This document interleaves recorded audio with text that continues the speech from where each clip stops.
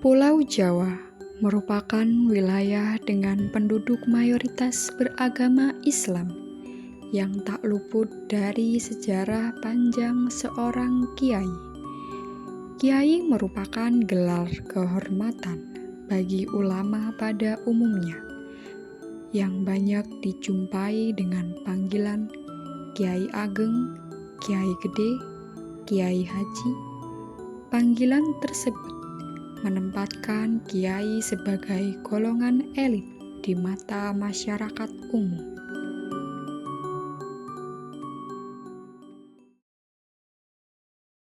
Karena kiai kan musik sejarah itu kan sebetulnya kan punya peran yang luar biasa dalam perkembangan sejarah, terutama sejarah Islam di Jawa.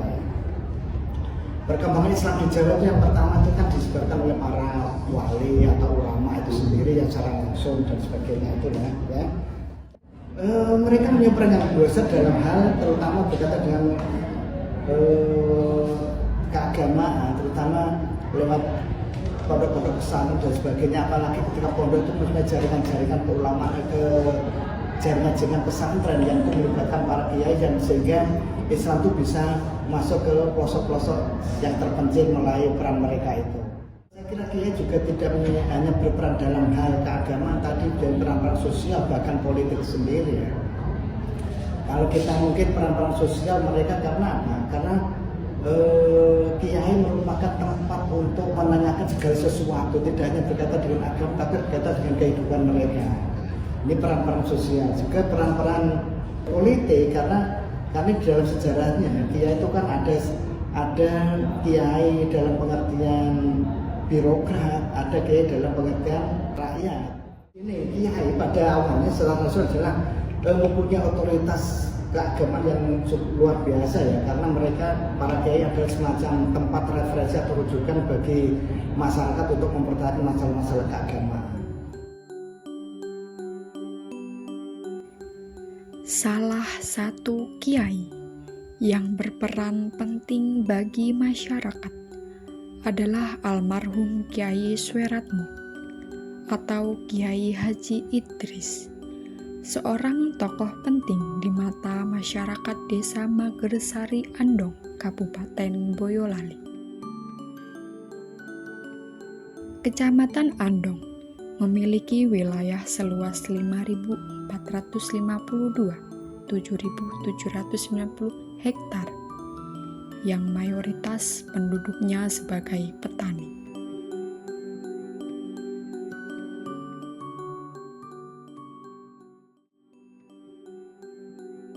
Kiai Idris dikenal sebagai kiai karismatik, menyebarkan agama Islam di Desa Magersari. Pada tahun 1949, setelah menikah dengan Nyai Marsija, Kiai Idris memulai dakwahnya dengan mendirikan madrasah diniyah sore bagi anak-anak.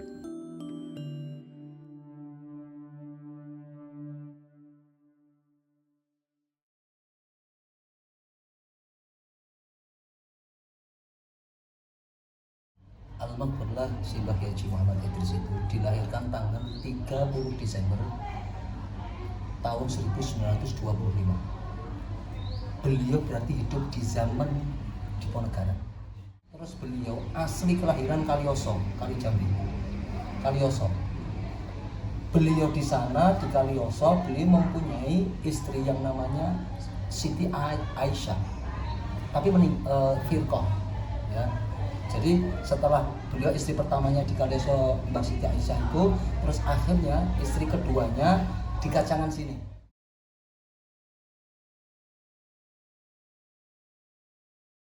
Di Kacangan itu beliau mendirikan masjid pertama yang namanya Masjid Kacangan itu, bersama para kiai dari Purwodadi namanya Mbak Kiai Yuti sama Mbak Kiai Kulyobi.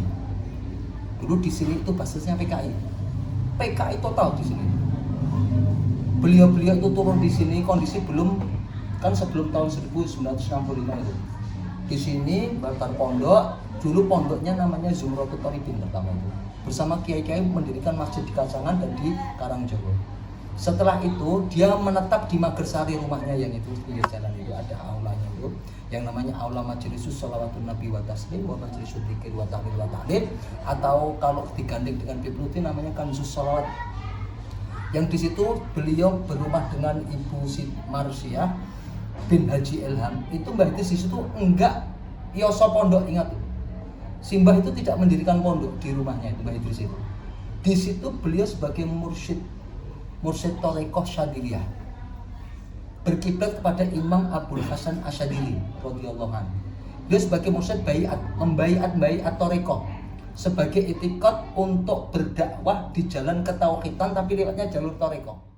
Jadi beliau di sini sekali lagi ulama yang dulu mondoknya di Termas, sempat juga di Makkah, sempat juga mengajar di Mambaul Ulum di Surakarta yang sekarang Mambaul Ulum itu, dan juga pernah mondok di Jamsaren Solo, pernah mondok di Mbah Abdul Muhid Tempur Sari Klaten, ya, juga pernah mengaji di Sakliwon di Bahasan, ngaos Bukhari Muslim dan yang lain-lain, sempat ke Mbah Dalhar Mat Watu Congol, Mbah Mang, semuanya ulama-ulama dulu dia itu berguru, luar biasa getol dalam menuntut ilmunya.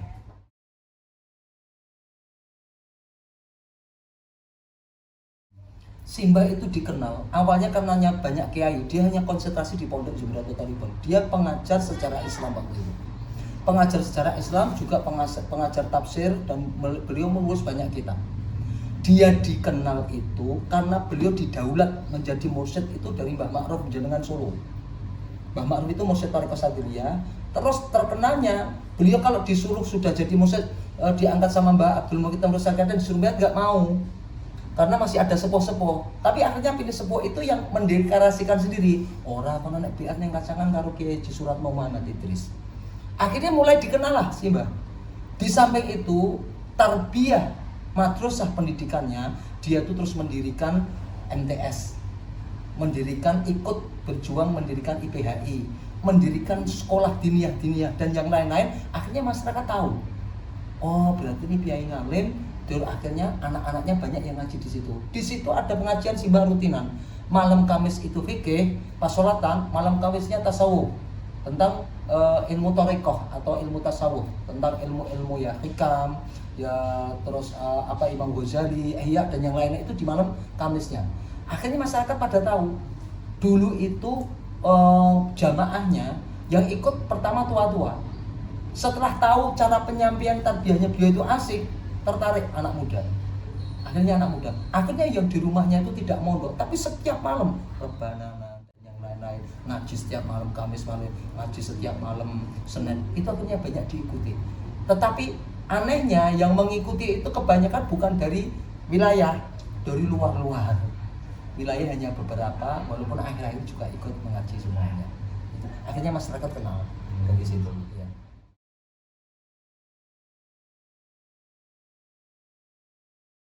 Oh banyak. Beliau itu pernah jadi lurah 10 tahun. Beliau hebat loh. Tapi di Karyoso. Pernah jadi lurah di 10 tahun di Karyoso, pernah mau dicalonkan di sini tapi beliau nggak mau. Karena keberhasilan lurah 10 tahun di Karyoso itu. Perannya di sini karena pernah memimpin, ngapunten. Tidak cuman ulama, umaroknya merapat kepada beliau. Rujukan dari Jawa Tengah bahkan dari pemerintah, rujukannya sama beliau. Hukum, syariat, ada keputusan apa dia. Apalagi masyarakat awam, rujukannya semuanya di situ. Jadi perannya di dalam pendidikan jelas, mendirikan madrasah, pondok dan yang lain-lain, IPHI, membangun makam-makam ulama-ulama biar tidak hilang sejarahnya, itu banyak sekali. Dia mengajar dimanapun, mendirikan majelis sholawat, udah perannya di masyarakat luar biasa.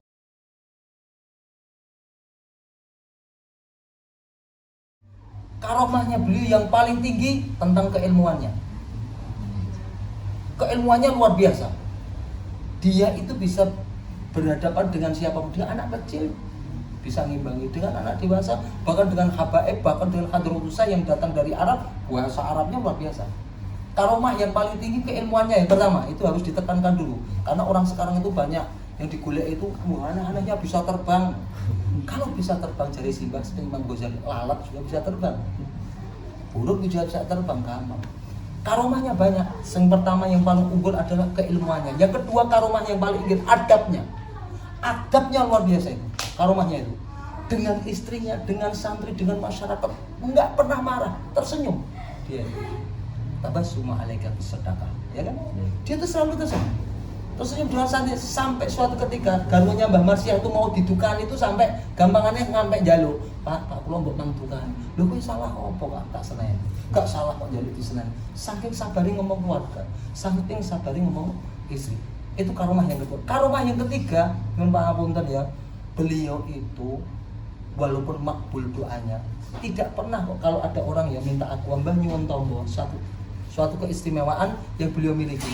Beliau itu kalau dimintai tombo itu, ya Mbah nyuwun aku ora iso apa-apa. Nyuwun yo karo Gusti Allah karo Bapak Ibu Mudi kula disebul apa yang beliau ucapkan. Setelah banyu atau air itu disebul sampai itu dikasihkan orang muga-muga ora mandi. Bahasane luar biasa loh. Loh, pripun Mbah Yai? Nyuwun tombo kok mboten mandi. Lho kok nek aku mandi kan kayak aku mbok dareki dukun. Padahal sing marekke Allah Subhanahu wa taala. Hebatnya di situ orang tasawuf itu. Bersihnya untuk menuntun kepada Allah itu luar biasa.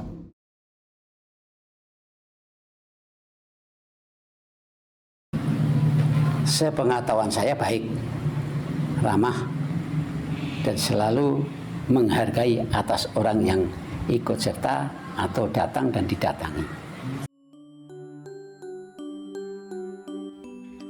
Sosok Kyai Idris tak lekang sebagai ulama karismatik yang memiliki citra tinggi di masyarakat. Sosok yang sederhana tanpa pernah memperlihatkan kepandaian dan kemampuannya. Mudah bergaul tanpa memandang status sosial, agama, golongan masyarakat berasal. Tak heran sosok Kyai Idris memiliki ribuan murid meskipun tak memiliki pondok pesantren. Kyai Idris dalam berdakwah kepada masyarakat Andong banyak menorehkan jasa-jasa yang tak ternilai.